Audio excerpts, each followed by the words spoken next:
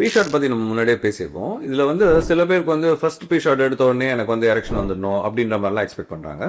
B shot is not Viagra. புரியுதுங்களா? உங்களுக்கு வந்து ஏதாவது ஒன்று பண்ணி உடனே உங்களுக்கு எரெக்ஷன் தெரியுதுன்னா அது வந்து வயக்ரா போன்ற மாத்திரைகள்னால மட்டும்தான் முடியும். வேற எந்த மாத்திரை எடுத்தாலும் உங்களுக்கு இமீடியட்டா ஈவினிங் வீட்டுக்கு போன உடனே நாளைக்கே எரெக்ஷன் வரணும்னா முடியாது. ஸோ உங்களுக்கு வந்து பீ ஷாட்ன்றது என்ன? It is just growth factor. So அது வந்து நம்ம ஒரு ஸ்பெசிபிக் டைப்பா நம்ம அதை வந்து கான்சென்ட்ரேட் பண்றோம்.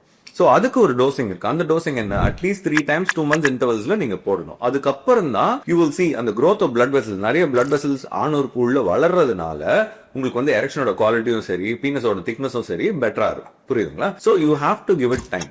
ஒரே விஷயம், நான் எனக்கு இன்னைக்கு போட்டு நாளைக்கு ஒர்க் பண்ணுதுன்னா சம்டைம்ஸ் பிளசிபோ எஃபெக்ட், அதாவது நீங்களா இமேஜின் பண்ணிக்கிறதுனால கூட அந்த மாதிரி நீங்க ஃபீல் பண்ணலாம். பட் யூஸ்வலா பீ ஷாட்னா you have to give it time. Time கொடுத்தா மட்டுமே எந்த நேச்சுரல் ட்ரீட்மெண்ட்டும் ஒர்க் பண்ணும். ஏதாவது ஒரு ஆர்டிபிஷியல் ட்ரீட்மெண்ட் கொடுத்தாதான் உங்களுக்கு வந்து அது உடனே வந்து எஃபெக்ட் தெரியும்.